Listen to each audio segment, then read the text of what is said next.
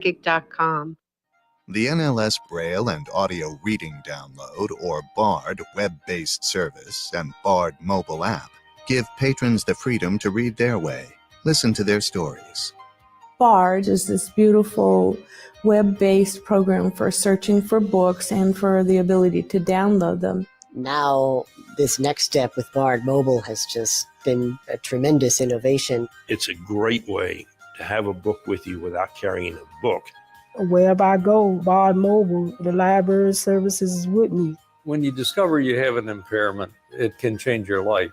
So take a little time to find the resources that are going to help you restore what you've lost.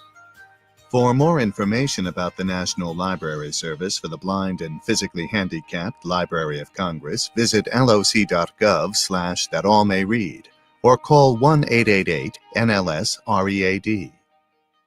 With a look at your AM 950 weather, I'm Patrick Lilia. Clear tonight with a low of 63, then Tuesday sunshine with a high of 83.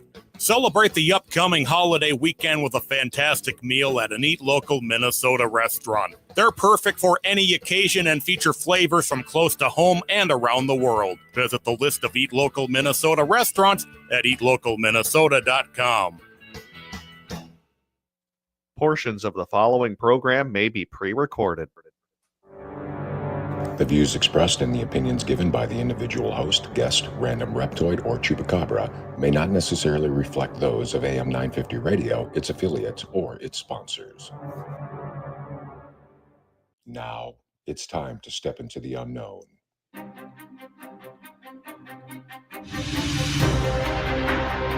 There are things people experience but never talk about. A shadow moving in the corner, flickering of the lights, a disembodied voice. We invite you to talk with us. Share your story, share your experience, because this isn't just your story, this is our story. This is GhostBox Radio with Greg Bakun. And this is GhostBox Radio on AM 950, where every night we talk about the paranormal, ufology, Bigfoot, and so much more. My name is Greg Bakun. Thank you very much for joining us on this Monday evening, not only a Monday evening, the last Monday in June. As we head into July, we have a full week of stuff that I want to talk about, but we're going to get to that in a bit. I also wanted to thank everyone who listened to our special live broadcast yesterday as we did GhostBox Radio live from the Twin Cities Pride. We had on author Stephen LaChance. That was a fantastic program. Really enjoyed it. Really enjoyed Stephen giving a lot of his time to that. Plus, we talked to a couple Ghostbusters. It was a great time. If you haven't done so, please try to seek it out. It's on YouTube as well as Spotify.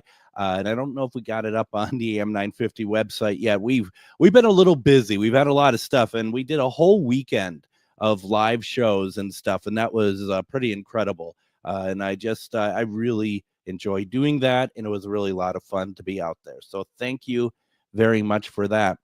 Speaking of authors, we're going to have a fantastic program tonight. I've been wanting to do this for a while, and it's one of those type of subjects that I think I think a lot of us, even if we're not into the paranormal, we might be thinking this while we are like visiting zoos, amusement parks, museums, like what lingers in there. Obviously, thinking about museums, like, do the statues come alive at night? Probably not, but we never, who am I to say, right? But Sylvia Shults is a pretty prolific writer. She has written a number of incredible books. If you haven't done so, we'll direct you to where you can find a bibliography of everything she's done. Tonight, we want to kind of focus on a book that she had done a little while ago called Gone on Vacation. It's about haunted zoos, museums, and amusement parks. One of the things I really enjoyed, and someday we'll do something on the Disney parks. We tried that once before about 3 years ago, and that ended in near disaster. Sylvia, well, after off air, I'll tell you all about that conundrum. But we're really excited for this tonight. Sylvia, welcome to GhostBox Radio. Thank you so much, Greg, for having me on. I'm really looking forward to this. Well, thank you. I am too. And, I think the first thing I want to ask about, first of all, what was, for this book in particular, what was the criteria you're looking for the locations that you put into the book? Oh, I was just looking for museums and zoos and amusement parks that had ghost stories attached to them. That's what I'm really interested in, is the ghost lore of a place and the history of the place too.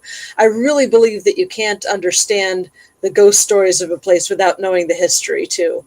And some of these places have such amazing history as well as ghosts. So it's a lot of fun to go and search out these stories.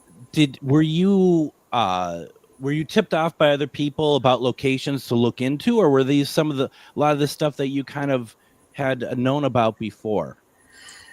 Yes and yes. A little from column A, a little from column B. Yeah.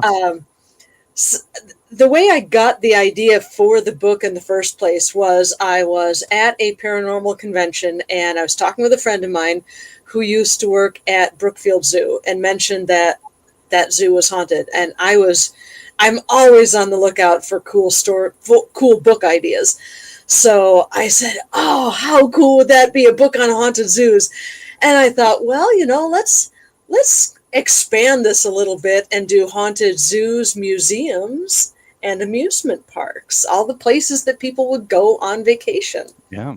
Yeah. That's great. And I'll be honest, I've never really considered haunted zoos, but you may not know, in Minnesota here in St. Paul, we have like the Como Zoo that dates back to the early, probably 1920s, 1930s. Really? Yeah, and it just kind of, what do you find? Let's start with the haunted zoos. What do you find at the haunted zoos that you find that makes them haunted? Well, the zoos are a really interesting situation. You can have zoos where they are haunted by former zookeepers. Mm-hmm. There are zoos that are haunted by animals.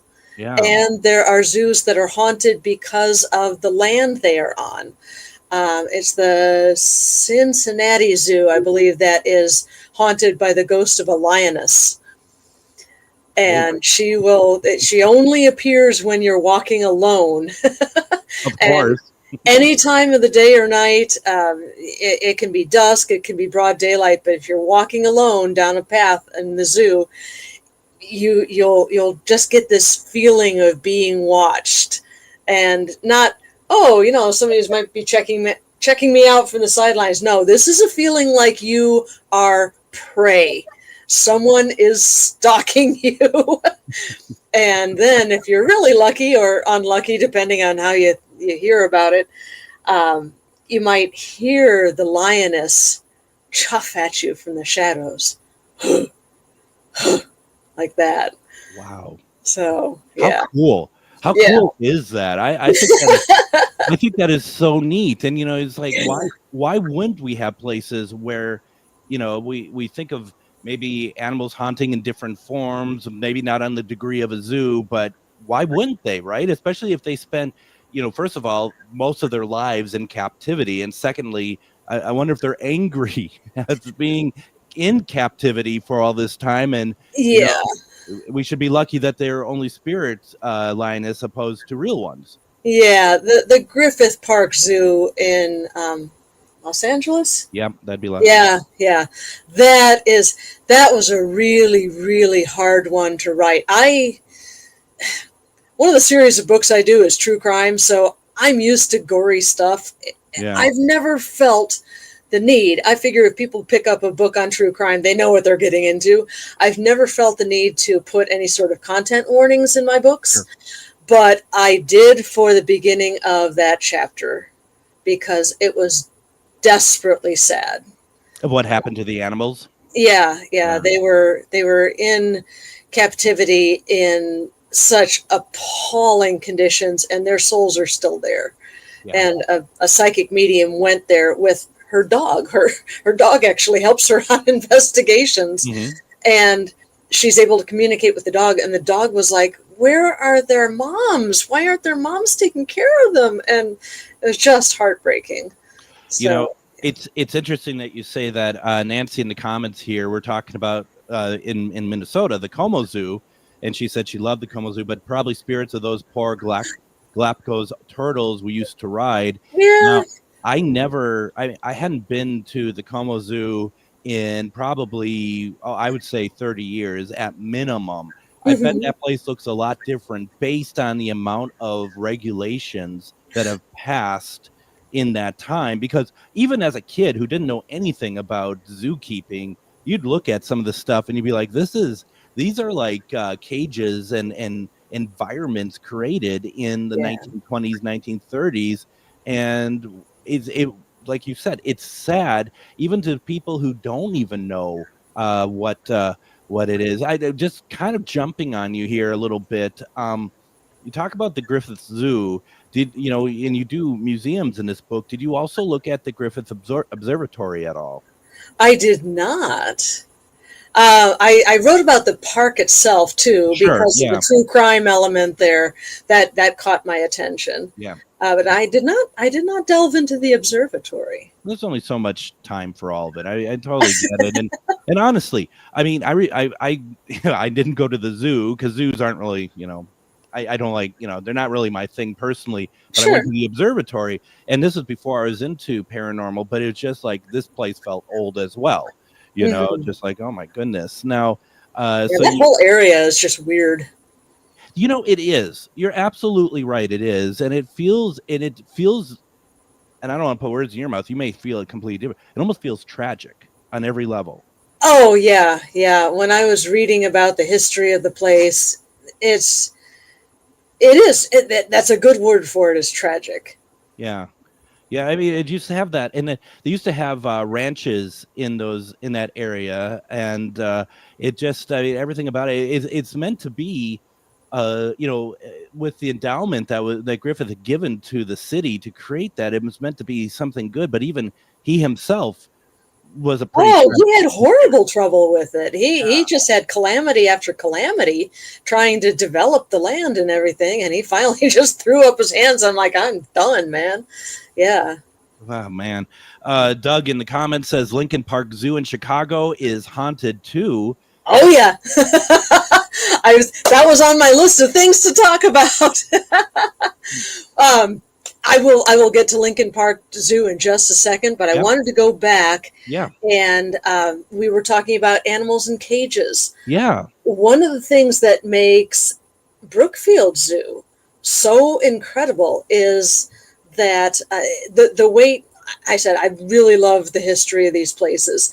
The way that the way that Brookfield Zoo came about is that there was a Chicago heiress, Edith Rockefeller McCormick, who went over to Germany in the 1920s, and she went there to visit Carl Jung. She went there to get her head shrunk. She meant to go for just a few months, but she ended up spending 8 years there. One of the zoos that she went to was the a zoo in Hamburg, Germany. This zoo was so amazingly designed that she knew she had to bring the designers to America so that Americans could have a zoo like this. The design, what the designer had done was the first exhibit he did was put together an exhibit on northern animals. Mm-hmm. So what he did was he had the outside rails where people would stand to look. And he had kind of a spit of land with, say, polar bears on it. And then he had a deep moat. Hagenbeck was the designer's name. Okay. And then he had another spit of land with, say, seals and walruses. And then he had another moat. And then he had another spit of land with caribou on it. And then a moat surrounding the whole thing. So when you were standing behind the rails looking at this, you can't see the moats. All you can see are these animals. And it looks like they're all in the same area. Oh. but the predators are separated from the prey animals, and nobody's harming anything. And it was just such this revolutionary way of displaying animals for people to look at, not just in cages. It was really revolutionary, and Edith McCormick was just so astounded by this that she hired the Hagenbecks to come and design Brookfield Zoo.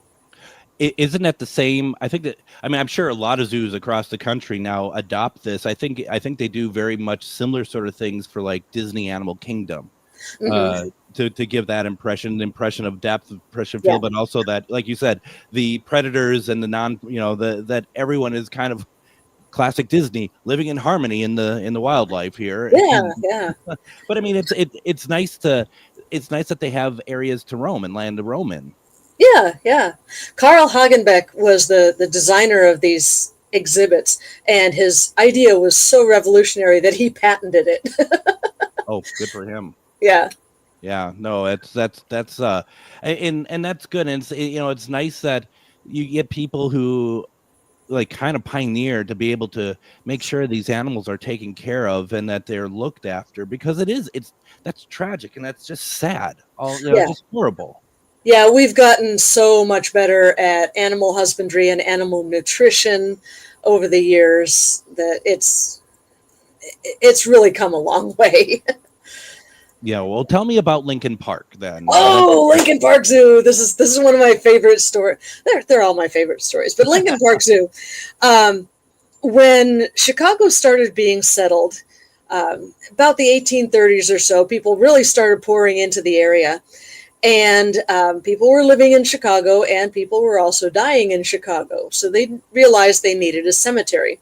So they put together City Cemetery, great big acres and acres of this cemetery, right next to Lake Michigan.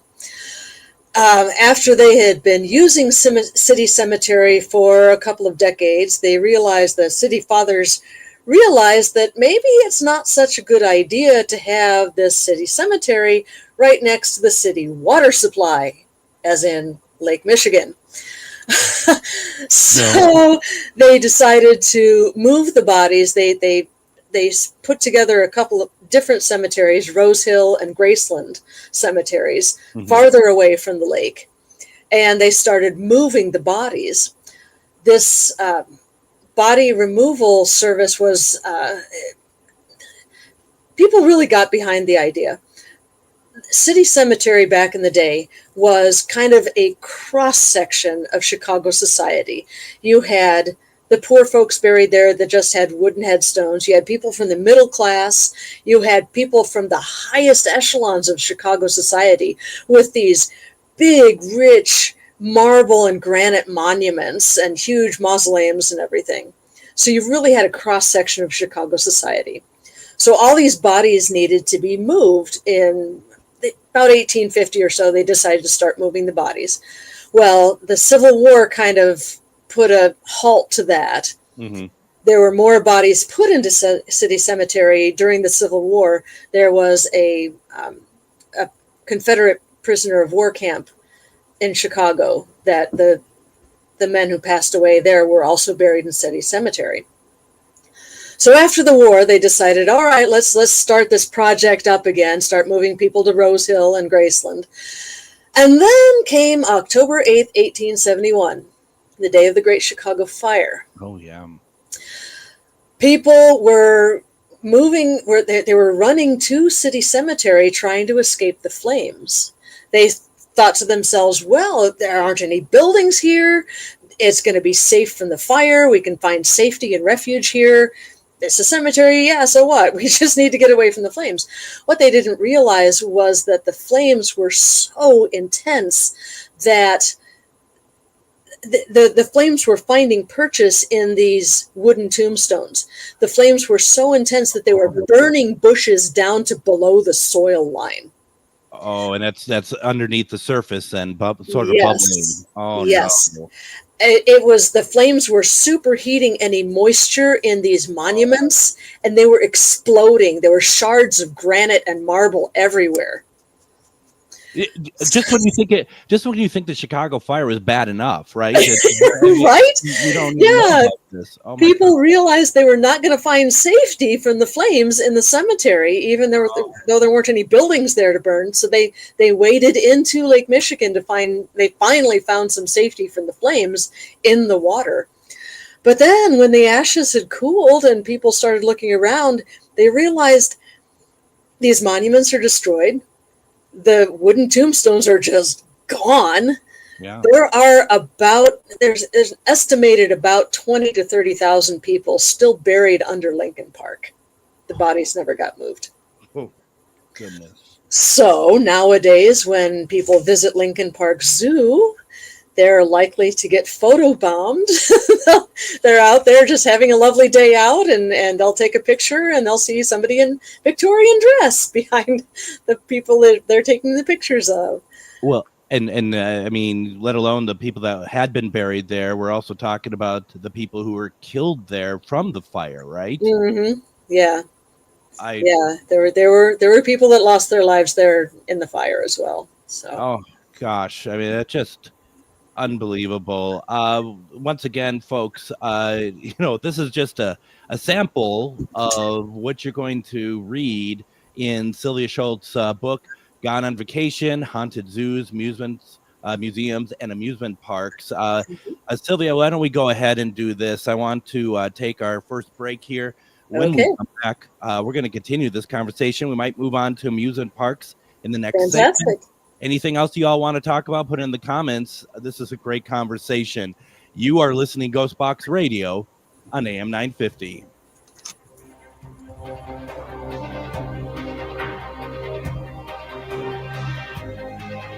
Greg Bakun here. I love historic tours of Minneapolis and seeing everything it has to offer. But if you know me, I like to include a little spooky in my tours, which is why I found the perfect combination. Minneapolis Trolley Tours does this amazing candlelight ghost tour that you have to check out. It's an extremely immersive experience. It's a trolley trip that starts out at a haunted mansion, traveling around Minneapolis locations exposing ghost stories that the public and business owners would rather left untold. Then a tour of the aforementioned haunted mansion where ghosts of past residents from the 1800s reside, plus a lot of surprises to discover. Next, experience Gertrude's After Hours. Did I mention Gertrude is the mansion's most famous ghost? Maybe she'll show up. And you finish up the tour at Gertrude's Lounge in the haunted basement of the mansion with refreshments and Q&A. The trolleys are climate controlled and the mansion is restored to perfection. Check out MinneapolisTrolleyTours.com for more information. Have you ever met someone who not only can help you on a deep spiritual level, but also potentially change your life? Refined Divine is an extremely gifted psychic medium who travels the nation and lives right here in the Midwest. And she offers mediumship, mentorship, house and business parties, energy healing, palm readings, and so much more. Refined Divine has helped thousands, and she can help you. Hi, this is Psychic Medium Deb. I cannot wait to hear from you. You can go to refineddivinepsychic.com. Greg Bakun here. Like you, I love good, fresh, delicious food. So I want to tell you about this treasure in Roseville called Maverick's Real Roast Beef. Maverick's has the best roast beef sandwiches I've ever had. Made fresh, every order. Add fries or onion rings dropped in the fryer when ordered, and you have a winning combination. Maverick's Real Roast Beef has a lot more than roast beef, so check out their website, mavericksbeef.com, or check out their restaurant on Lexington in Roseville. It's that time of year again where the weather is getting nice and it's time to get out of the house for some family fun. Lilliput is the perfect place and is open for the season. Be the first to take on their newest escape room, The Bunker. It's intense, exciting, and totally unforgettable. Prefer spooky? Try the Haunted Mansion. When you're done escaping, hit the mini golf course, go-karts, and jump pads. Lilliput is perfect for parties and group events too. Visit lilliput.net for hours and start your spring adventures at Lilliput.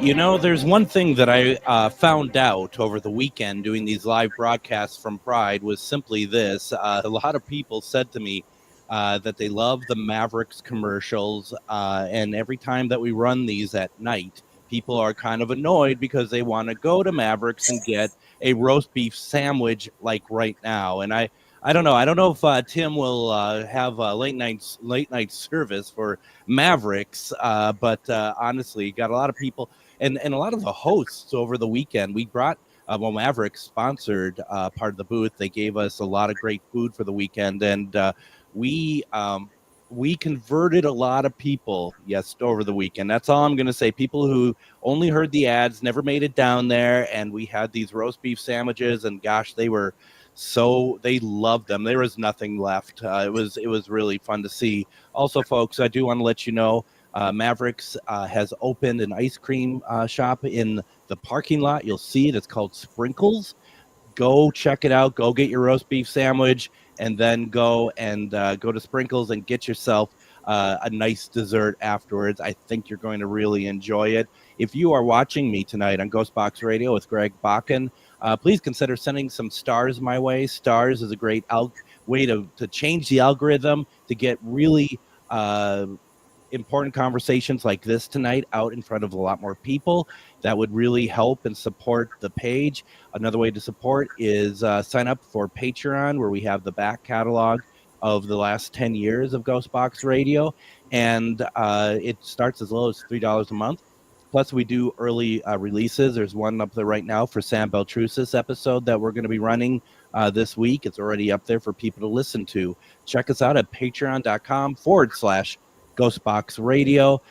My guest tonight, what a great first segment. We are talking with author Sylvia Shults, and we are talking about just one of her books out of many, and we're going to get to others as time goes on in the course of the year or whatever.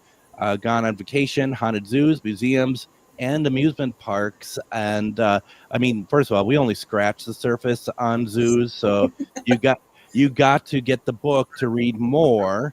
And I just want to say, I even remember, and I want your opinion on this.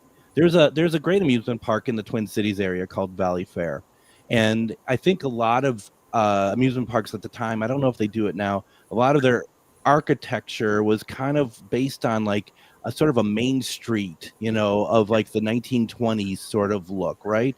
Yeah. Do you think that sort of architecture being created, do you think that attracts spirits at all? Oh, absolutely. Yeah. I can't even tell you how many amusement parks I've heard about that have yesterday's Main Street, and museums too. I mean, the Museum of Science and Industry has that. They have a few ghosts wandering around that. They're yesterday's Main Street. Nothing huge and spectacular that made it into the book, but I know they're there. I believe there was one of the museums in not Madison, Wisconsin, Milwaukee also has yesterday's Main Street sort of thing that it seems to attract ghosts. And yeah, the thing about haunted amusement parks is that these are places where people go to experience that thrill of rides and that thrill of danger and excitement and a little bit of adrenaline going, and the spirits are really attracted to that. The energy, the right? Spirits go exactly. They go there to seek out that energy. That makes a lot of sense, and I kind of like hearing that, because I'm sure this is the case as well. But I think it's so easy to be like, well, it's probably a lot of the people who have, because there's been fatalities at some parks, probably something like that. But that's not really all of it, is it? Oh, no. I talked with a friend of mine who is a very powerful natural psychic medium, and she was telling me several stories about Six Flags up in Gurnee in Illinois. Okay. And she and her daughter were in line for a water ride, and Liz is the kind of medium that will see somebody and not realize that they're actually not alive. So she saw this kid, this 20-ish year old, early 20s kid standing in line, and he was cutting in line, and everyone was just letting him cut in line. And Liz was getting really irritated because she was like, we have to stand in line, it's a hot day, and this little punk is cutting in line, and And everyone's just letting him. What's the deal with this? And she took a good look at him and realized that he was a black guy, and his skin was just really ashy looking. And she realized, okay, yeah, he's not everyone can see this kid. And she kind of gave him the mom look, as she said, and he's like, oh, okay. And he kind of disappeared after that. But yeah, he was drawn there to the energy of the place. Gosh, that just makes a lot of sense. And also the energy, and I mean, you could say it's the same thing when I say this, but generally people are happy at these places, right? Exactly. Yeah. It likes to go somewhere where people are happy. It's not about war zones or anything else. It's not about trauma. Totally, absolutely. And have you ever heard of anyone like getting haunted by some sort of spirit or anything on an actual ride? There is one of the rides at one of the Disney parks, I believe, that is haunted by a ghost that will show up in one of the cars. That's not one of the stories that's top of my mind right now, but sure, yes, no. I know that there is a Disney ride that is haunted by a ghost that shows up in one of the cars. There's also, I'll share with you a story that I collected on my trip to England a couple of years ago. And this is going to be a story I'm currently working on a sequel to Gone on Vacation. It's going to be Gone on Vacation Endless Summer. Ooh. And it's also going to have more haunted museums and more haunted amusement parks. So I heard about an amusement park in England called Blackpool Pleasure Beach. Absolutely. And it is still going strong. It's got many, many visitors, like something on the order of 1 million visitors a year, something like that. Is still very, very popular. Yeah. And one of the rides that is haunted is it's called the Ghost Train, oddly enough. And it is actually haunted. It's haunted by the builder of the ride. Built it in the 1930s or so.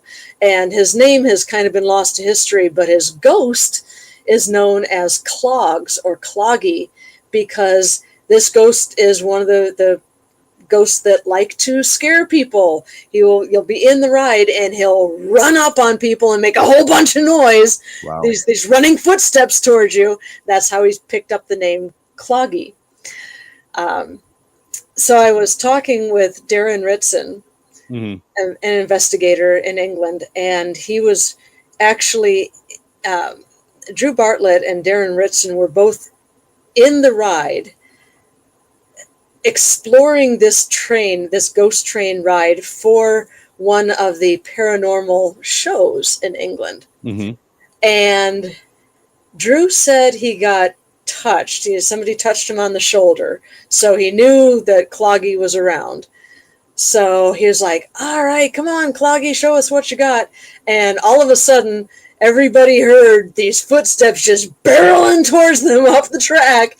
And the cameraman just noped out of there. Yep, not gonna do it. This is a guy who worked in war zones and everything, and is this hardened cameraman, and he's like, no, I'm out. I am not. So that episode of that paranormal show did not air because they didn't finish filming. Isn't that something? Well, and you know that this cameraman, he's probably like, nah, there's no such thing as this. Oh, he was. Yeah, he was totally skeptical about it, and that's why he lost it so bad. He's like, no.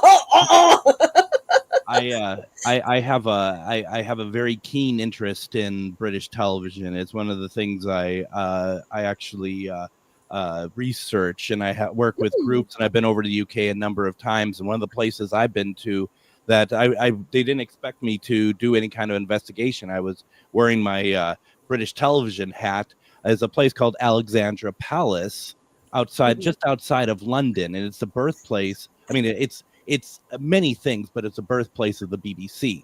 And parts of that building hasn't been touched for 45 years. And Wow. so I got a tour of the place, and walking around, I remember there was a newspaper from 1984 and like a table that hasn't been touched since then. I mean, like literally that newspaper, just someone put it down. And then I went back 3 years later and it was still there. But we went downstairs. I mean, this thing has a lot of tunnels. Part of it had been burned down and never replaced. It's just incredible. And I just pulled out some equipment. They didn't know I was going to bring it because that's not what we're there for. And stuff started going out. And same like the camera person, they're just like, nope. And I'm like, can I? And I'm just like, can I live here, please? Because it's incredible. This is what I want to do. And there's so many great places. What other places? I want to take another break in a couple minutes here. But what other places in the UK did you end up going, if you don't mind saying, or you want to wait till your book is out? No, that's fine. I went there before Gone on Vacation before I had to submit that particular manuscript. So some of the places I went to are in the first volume of it. Nice. One of them is a museum of haunted objects in Nottingham, England. The whole Robin Hood stomping grounds. That place was amazing. It was so flippin' cool. Just room after room after room after room of haunted objects. It was brilliant. It was so cool. And yeah, you can read about that. And I know we're coming up to a break, but you read about that in Gone on Vacation. It was fabulous. And I got to hold a couple of human skulls when I was down in the basement there. It was pretty boss. Who wouldn't want to do that, right? Right? Well, and that's the thing that's really important. When you think, I mean, yes, in museums in the U.S. you do get a lot of old stuff in them. That they bring in that dates back a number of years, but something that is as old as say like the 1600s or older. That's old hat in the UK. I mean, that's not a rarity. It's not even the oldest thing. Yeah, it's still absolutely so. Yeah. Oh my gosh, that is really cool. Well, since you set it up so nicely for me, why don't we go ahead and take our next break here? Okay. And when we come back, let's talk about some more museums. Let's talk about amusement parks. If anyone has any questions, put them in the comments as well. What a fun conversation. You're listening to GhostBox Radio on AM 950.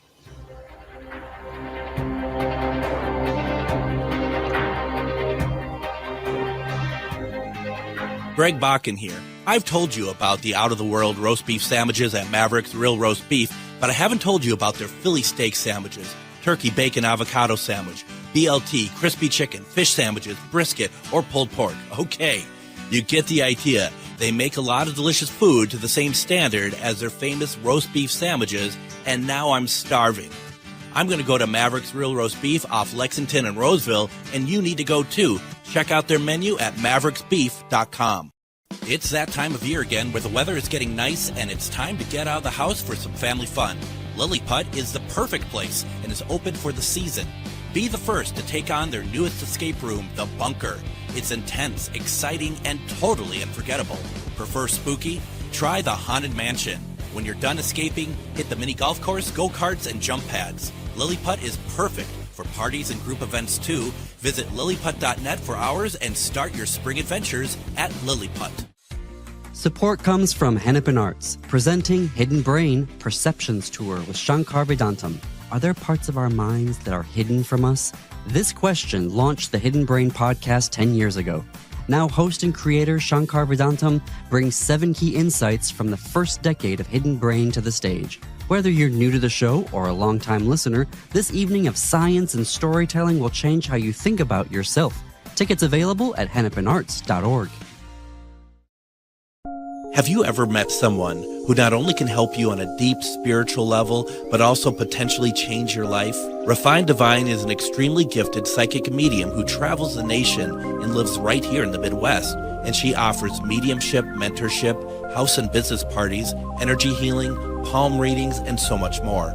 Refined Divine has helped thousands, and she can help you. Hi, this is Psychic Medium Deb. I cannot wait to hear from you. You can go to refineddivinepsychic.com. Greg Bakun here. I love historic tours of Minneapolis and seeing everything it has to offer. But if you know me, I like to include a little spooky in my tours, which is why I found the perfect combination. Minneapolis Trolley Tours does this amazing candlelight ghost tour that you have to check out. It's an extremely immersive experience. It's a trolley trip that starts out at a haunted mansion, traveling around Minneapolis locations exposing ghost stories that the public and business owners would rather left untold.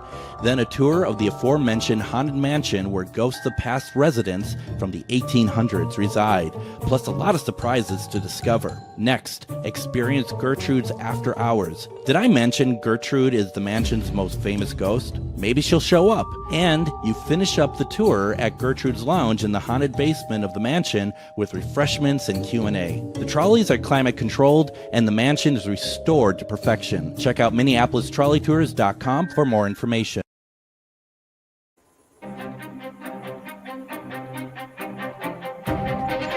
And join me tomorrow on GhostBox Radio with Greg Bakun. We are going to have a very interesting episode tomorrow. We have this wonderful lady that I met back in January over at the Anderson House for an event, and her name is Meg. And we're going to talk to her tomorrow because she's not only a paranormal investigator, she's a blind paranormal investigator. And I'd like to have a conversation with her about what that is like. And I'm very pleased and very fortunate that she is all about sharing information and being very open about what's it like not only to be a blind investigator, but what's it like to be blind and what life looks like that way. And I know that's a horrible choice of words there. I've been trying to avoid that, and I knew I was going to say it wrong. But you get my point. Wednesday, we are going to have author Sam Beltrusis on. We're going to be talking about ghosts of the American Revolution. Thursday is a replay where we have Dr. Whitney Braun on talking about the lost photo of Lincoln. And then July 4th, Friday, we're doing an encore presentation of the Sam Beltrusis episode. Since it is the 4th, let's talk again about the ghosts of the American Revolution. Real fast, Wednesday at Billy's Bar and Grill in Anoka is Ghost Stories and Beyond. We are going to be talking about some patriotic ghosts. Your ghost stories and your experiences are always welcome. It's $10 to get in. Does not include food. Though burgers are going to be 10% off or half price. They're half price on Wednesdays. It's always a lot of fun. Kick off your 4th of July weekend with that. And then Sylvia, I just realized we were kind of talking about it before the program that you're going to be out at the Rock Island Roadhouse Esoteric Expo October 4th, and so am I. So Absolutely. There we are. And I am actually doing the Gone on Vacation presentation there, so we'll have even more fun stories. Well, and I know that I'm going to be doing some lives from out there, so I'm sure I'm going to, wrangle you to come in and talk a little bit more. And, I'm sure we're going to have you on before that anyway. But, yeah, I'm really excited for that. I'm really excited to find out that you're going to be out there. That is really cool. Did you just looking forward to it. Did you just get added to the event, or have they asked? Were you added a long time ago? There's a lot of people going, so it's hard. No.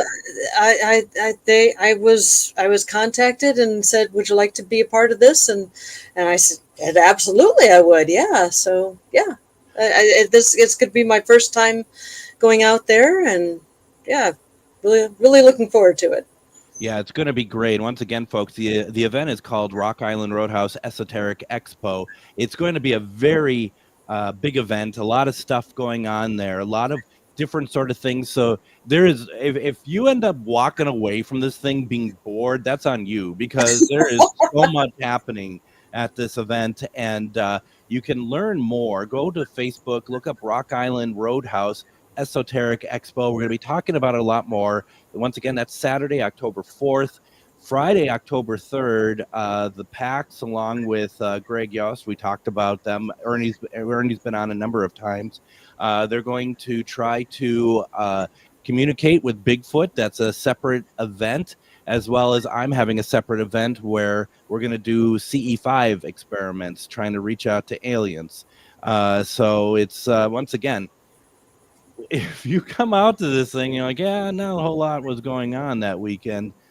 You must have gone to the wrong building because there is a lot of stuff happening. I saw an ad today, and it's just lots of investigators, lots of vendors, lots of people who are like-minded like us are going to be out there.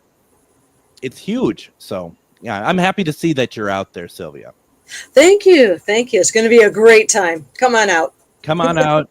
GhostBox Radio is a sponsor, so please come on out and make yourself known. Enjoy it. Take advantage of it. It's a great place. This is not meant to be just a Paracon. This is meant to be a way to really develop your thinking in this subject as well. A lot of people are going to be talking about a lot of thought-provoking things here. Now, we are talking about Sylvia Shults' book, Gone on Vacation, Haunted Zoos, Museums, Amusement Parks. We have about roughly about 10 minutes left here in the program. And, you know, this is going by very quickly because it really is. there's so much to talk about. We talked a little bit about everything. And, you know, we talked about like architecture at amusement parks and how that might draw people as well as the energy. But I think the architecture for museums, I mean, holy cow. I mean, they're built to, they're almost like ghost traps to me because they just look like they belong. They're beautiful. And, you know, a lot of them have that sort of like Gothic sort of either Roman or Roman Gothic design to them. What was anything that stuck out when you were doing research on museums that really was noteworthy for you? Oh, boy, where to start? I found it very interesting that the Museum of Science and Industry in Chicago is actually located in the last remaining building from the Columbian Exposition, the World's Fair. Oh, yeah. Yeah. And I actually, it was so funny because Gone on Vacation, I'll hold the That's great. There we go. So, let me hold up my copy for you. This is a Kindle. Oh! We got the Kindle. You skunked me. Okay. So anyway, if people are watching, there's gone on the cover art of it, and I never know what my covers are going to look like. I'm just like, go to the publisher. I say, surprise me, and he did such an amazing job with this. Yep. You'll notice that there's a Ferris wheel on it. Yep. The Ferris wheel was invented for the Columbian Exposition. Oh, so it was it was. They had the Eiffel Tower had been erected just a couple years before, and the United States wanted something just as wonderful and magnificent as the Eiffel Tower. So they had this big contest, and that was what won, was the concept of the Ferris wheel. So Gone on Vacation had been out for like a couple of weeks, and I brought it to the MSI because I was going up there to look at it was an exhibit on Pompeii that I really wanted to see. Mm-hmm. So I went to the MSI. I've been there many, many times. I grew up in the Chicago area, so that's where we would go on field trips. When cousins came into town, that's where we would go, the field and the MSI. So I was wandering around with that book in my hands, and I went to the U-505, the submarine exhibit there. And I got to talk to one of the security guards. And security guards are an amazing source of paranormal stories because they're there after hours. They're there when it's dark and quiet.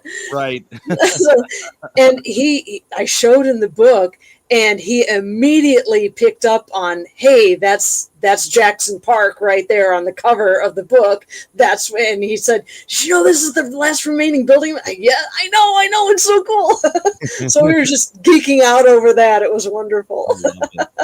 I love that. And I'm looking at the cover of your book. I'm looking at that Ferris wheel. Each of those cars, do you know how many people fit in each of those cars? Because that thing is, I think it was like 20 or 30 people per car. Yeah, they're massive. They're nothing like the Ferris wheels that we know today. I mean, these were like train cars almost that were attached to this wheel, and people didn't know if it was going to work. If you read or listen to The Devil in the White City, the book about H.H. Holmes and the Columbian Exposition, that the stories parallel each other, because that's why he put together his murder hotel, was to go along with this thing that was going to draw so many people into Chicago as tourists. And I listened to it on CD when I was in the car taking a trip somewhere. And it's suspenseful. They had no idea this was actually going to work. Wow. Well, and they put so much effort into it to just take it down then. Yeah. The expo lasted for 2 summers, and then that they walked away from all these buildings, these beautiful buildings that they had built for the exposition, for the displays, the exhibits that they had. That they were all just dismantled and done away with. The Field Museum actually was in one of those buildings for a while. Then they built the Field Museum a little bit north on Lakeshore Drive and moved everything from Jackson Park up to where the field is now. And then the MSI took over that last building. It's such good stories. A place that popped in my head when you're talking about world fairs, you got to wonder if about the 1964 World Fair, like the land now, because that's another place that just was buildings upon buildings upon buildings, and so little is left, and a lot of it is derelict now anyway. Right. As this miniature city right there, and then poof, in a couple of years it's just gone. And wild to think about. It just floors me. Seems wasteful too. It's a shame. It does, yeah. But what are they going to use all those? Because those buildings were specifically for all these fairs, are specifically built for a purpose. Mm-hmm. And especially in '64, like you're talking about, like the Walt Disney folks creating certain exhibitions and stuff that eventually did get repurposed to their parks itself, like Carousel of Progress. I believe it was Walt Disney's father that helped to build some of these buildings for the Columbian Expo in Chicago, and that's where he got the idea for this huge park. So he was kind of inspired by the work that his father had done on putting together this massive display. Now, has there been any place that you've heard of that, like anything like a zoo, museum, amusement park that you're just like, I didn't get to for whatever reason, but I've heard some really interesting things I'd love to check out? The Ragged School Museum in London. The Ragged School Museum? Ragged School Museum, yes. Okay. I was doing research on the Clink in London, the prison museum. And I was researching it for Endless Summer, and I just happened to see something called a Ragged School Museum. So I started looking, and again, it's the history that draws me in. Yep. The Ragged Schools there was a fellow from Ireland that came to London in preparation for being trained as a missionary to go to China. And he's made this stop in London for his education. And he saw all these Victorian children that were wandering the streets with no hope of any bettering of themselves.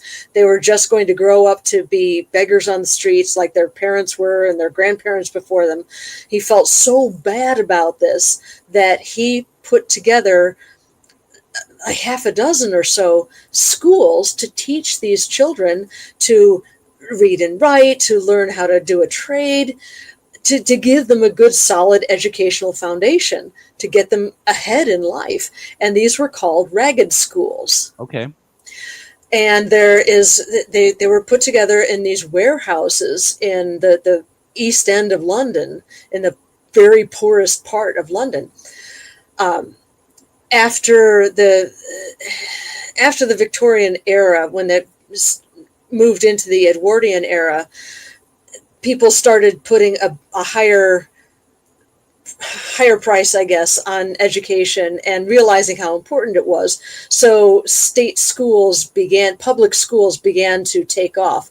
So these Ragged Schools were turned back into warehouses. One of these warehouses is left, and the historical society that remembered what these schools were like back in the day decided to take over one of these warehouses and turn it into a museum so these schools would not be forgotten. Oh, that's great. So the warehouse was taken over by this historical society. It was recreated with the classrooms, with the cafeteria, and it was put back to where it was in Victorian times. And school kids now will come there on field trips, and they'll be able to sit in a classroom and learn what the kids learned 150 years ago, which is really neat. And it is also extremely haunted.